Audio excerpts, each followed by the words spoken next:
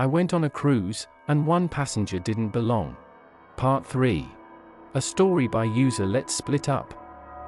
I've seen bodies mashed, crushed, dismembered, stuffed into suitcases, blackened like meat on a grill, floating, bloating, with flies swarming their flesh and maggots wriggling out of their eyes. I have, in short, an intimacy with death. But nothing prepared me for the horror in cabin 4044. I stared at my own smoldering corpse, into the blackened sockets of my melted eyes, and ice raked my spine and splintered my bones, shivering all the way down to my frozen fingertips. "You knew this day would come," whispered a voice in my head. And then, as my nose wrinkled, I smell like bacon. Giggles. Oh dear. Not beneficial. Couldn't I try to approach my death with some dignity? No? Well, fine. Ignoring my own bubbling hysteria, I held my napkin over my nostrils and leaned in. Cross-legged in a lotus position, hands cradled and thumbs touching, crispy me held the pose of a meditating monk. From the liquor bottles scattered around the burnt wreckage as well as the pose, I'd started the fire myself. But what induced such mad, glowing white light suddenly emanated from the blackened sockets. I gasped, tumbling backwards over the coffee table. When I sat up, the light was gone. It did not reappear during the half hour I charged my phone, keeping one leery eye on my corpse while I used the ship's spotty Wi-Fi for research. A mysterious contagion. According to Google, the worst cruise disaster in modern times involved the partial capsizing of a vessel after a captain's error led to a rock tearing open the hull. Of the 4,000 passengers, 34 drowned. Another ship infamously dubbed the Poop Cruise had its engines catch fire, and passengers were stranded for nearly a week on board without electricity or toilet facilities. But the Sea Star was not destined for any ocean or weather-related incident, but rather, a contagion. And while coronavirus and norovirus have both afflicted cruise ships in recent years, no virus, not even rabies, could explain the self-mutilation, to say nothing of the virulence. A mortality rate of 100%? That was unheard of in nature. There should be some survivors, if only by happenstance. Or is it because? A terrible chill spread up the flesh of my arms, and a thought lodged like an ice pick in my skull. What if the doom of the Azure Sea Star isn't happenstance, but deliberate? Are there no survivors because someone doesn't want there to be? Numb at the implication, I set down my phone. But how? Why? 1,000 passengers and crew. If there was someone planning such a disaster, how would I identify them? And why would anyone commit such an atrocity? My gut tightened, and I got up and ventured out to the upper decks. Deck 9. Cold. Cold. Cold. The chill in my bones deepened with each hand I brushed. Passengers glared as I fumbled around, dismissing me as either blind or mentally feeble. The blindness was somewhat accurate. I couldn't see under the electric lighting in the swanky interior, since my eyes were seeing 6 days in the future, when the Sea Star would be plunged into blackout. I depended on my phone's feeble flashlight as I navigated the sea of guests around the bar and lounge areas. But no matter how many arms and hands I bumbled into, cold, with no accidental survivors, I was becoming more and more convinced the Sea Star's doom must be deliberate, but I was still very much in the dark, literally and figuratively, about why. The most useful discovery of the evening came after my collision with a heavy-set older man whose drink I spilled. Noticing me sweeping around my phone's pitiful beam and assuming I'd lost something, he offered to lend me a more powerful flashlight from his cabin. "It's one of those high-powered ones if you want it." He smiled, and I stared, every hair on my neck standing on end. Something on my face? His smile turned into a confused frown under my phone's light. No. Yes, a flashlight would be very helpful, thank you. This way. Name's John, by the way. His grin returned. Oh God, I'd recognized him. Glass-chewing man. He had a name now. I am ashamed to admit that I tried not to speak to him too much on the way to his cabin, despite his doing me a kindness. It's so much harder to face death with names and histories attached.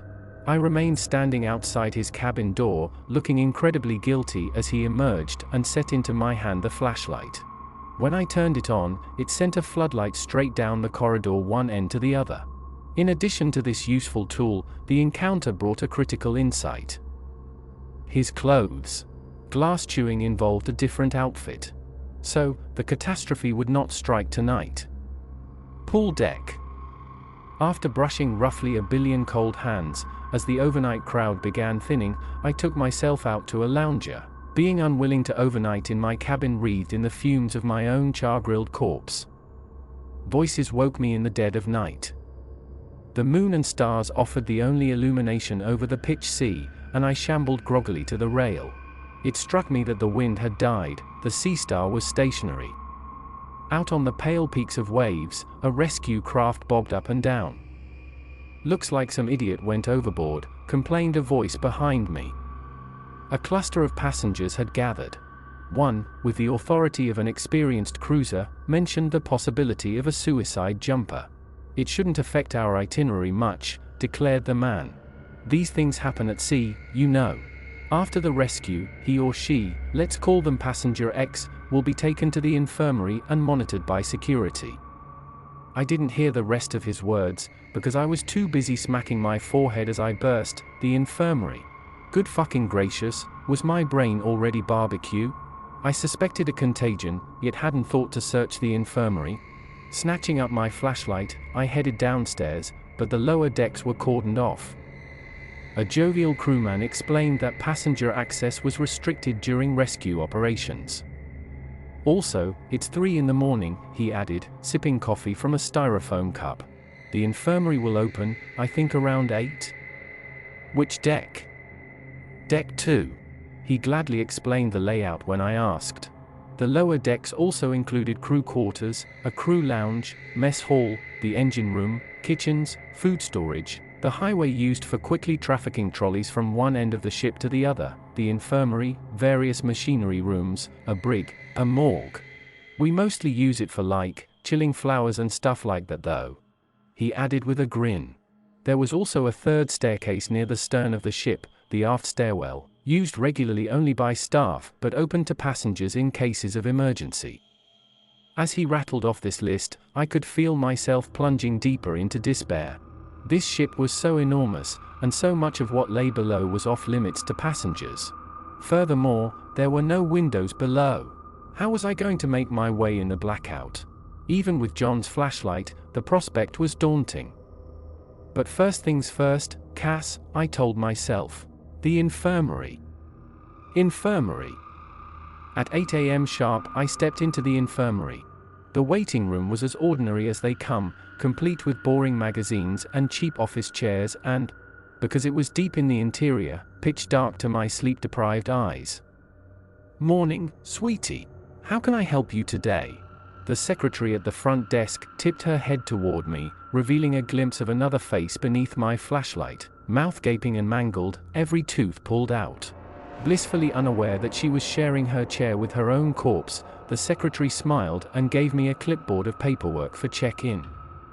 While I filled out the forms by flashlight, footsteps shuffled near the desk, and the secretary struck up a conversation with someone I assumed was a nurse.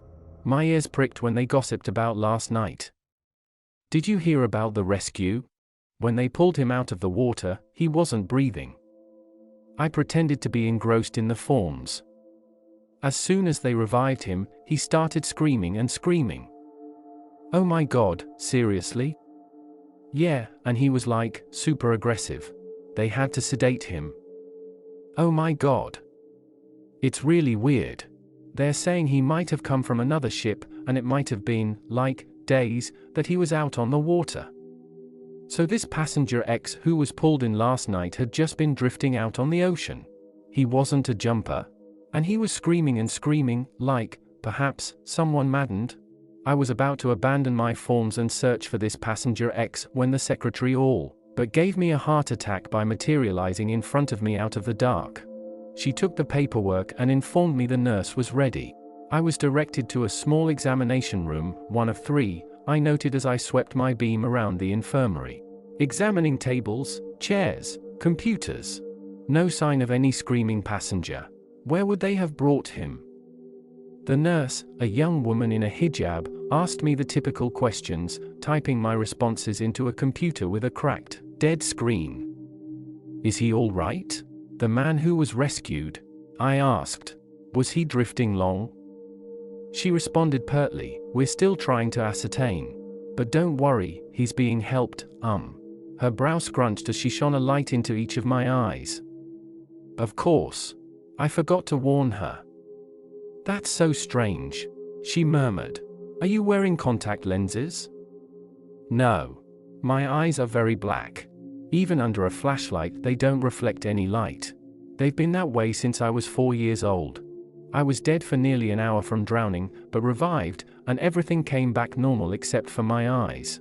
I'd always believed my horrific visions were the result of my near-death experience, as if I wasn't supposed to come back, and brought a little bit of death with me, just in my eyes." "Wow. What a wild story," the nurse exclaimed. "You have no idea," I replied, looking at her corpse peering out at me from under the examination table, all jammed around the base. A knock on the door cut our exam short before I could warn her, not that it would make any difference. She asked me to wait for a few moments and stepped out. When she did not immediately return, I slipped away in search of passenger X. Highway. The moment I stepped out of the infirmary and away from the nearby elevator lounge, it became evident I'd left the passenger areas. All veneer of luxury was stripped away, leaving bare walls interrupted only by occasional stacks of boxes. The flashlight's wide beam swept along the massive corridor that I was guessing was the highway. My footsteps resounded on concrete.